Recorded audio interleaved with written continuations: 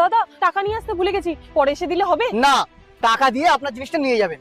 ঠিক আছে দাদা, জিনিসটা একটু সাবধানে রাখবেন। দাদা দেখুন তো, কে দেখেছেন? ইনি একটা চোর।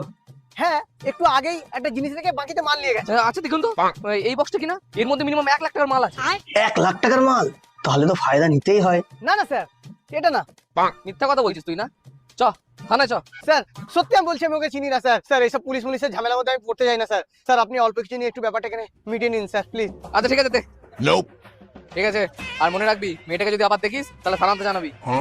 দাদা এই নিন আপনার 2000 টাকা, আর আমার জিনিসটা দিন। আমি জেনে গেছি তুমি একটা চোর। আমি কোনো চোর না। আমি এক্ষুনি পুলিশকে ফোন করছি।